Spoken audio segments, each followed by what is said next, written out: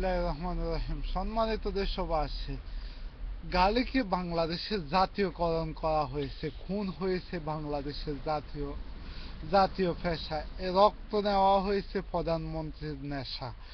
এই এই নিয়ে এগিয়ে যাচ্ছে বাংলাদেশ। সম্মানিত দেশবাসী, আজকে অবৈধ সরকারের স্বাস্থ্যমন্ত্রী নাসিম বলতেছে সন্ত্রাস দিয়ে নাকি তারা সবকিছু করতে পারবে।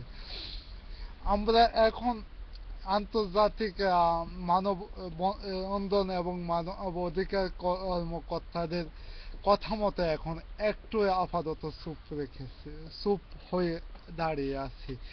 এখন পর্যন্ত পৃথিবীর সব দেশ এবং সব মানব অধিকার সংস্থাগুলো জাতীয়তাবাদীকে সমর্থন দিয়েছে।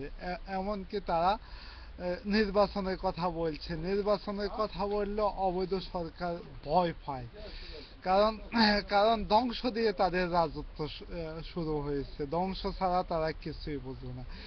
এখন এখন আমরা কয়েকটা দিন অপেক্ষা করেন আপনারা। সম্মানিত দেশবাসী, আপনারা কিন্তু অপেক্ষা করবেন থেকে আপনাদের আন্দোলনটা যে গতিতে আছে ঠিক সেই গতিতে রাখবেন, কিন্তু ঢিলা দিবেন না।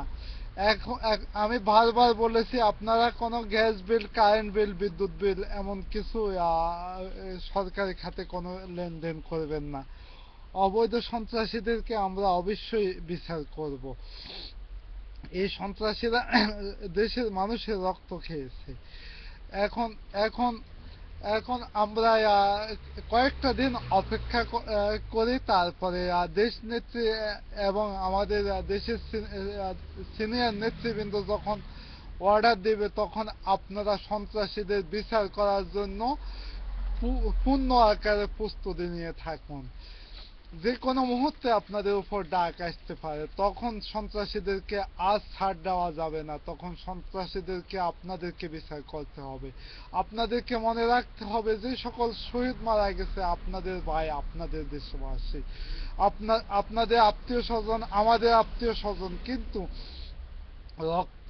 এই শহীদের রক্ত আমরা বেঁচে যেতে দেব না। শহীদের রক্তের বিচার আমরা অবশ্যই করব। সম্মানিত দেশবাসী, এখন এখন বাংলার টাইগাররা আজকে যেভাবে ক্রিকেট খেলে বিশ্ব সুনাম অর্জন করেছে, অবৈধ সরকারের নেতৃত্বে এখন কতজন লোক গণমিছিল করে। এখন আমরা মিছিল করতে চাই বাংলাদেশ জাতীয়তাবাদের নেতৃত্বে আলাদাভাবে। দেখা যাক ওইখানে কত লোক হয়। অবৈধ অবৈধ সন্ত্রাসী ধ্বংস দিয়ে আর আর দেশবাসীকে ছাপিয়ে রাখতে পারবে না। অতি শীঘ্রই তাদেরকে আমরা বিচারের আওতায় আনবো। তাদের তাদের যতগুলা প্রশাসনের মাঝে যতগুলা সন্ত্রাসী আছে দেশে ধ্বংস করেছে, তাদের বিচার আমরা অবশ্যই করব। আমাদের জাতীয়তাবাদী বিশ্বাসী, আদর্শের বিশ্বাসী শহীদ জিয়া যেরকম আদর্শ সৃষ্টি করে গেছেন এবং অনেকগুলো আদর্শ রেখে গেছেন, কিন্তু তার আদর্শগুলোকে আমরা অবশ্যই টিকে রাখবো। খোদা হাফেজ। বাংলাদেশ জিন্দাবাদ। জাতীয়বাদী জিন্দাবাদ।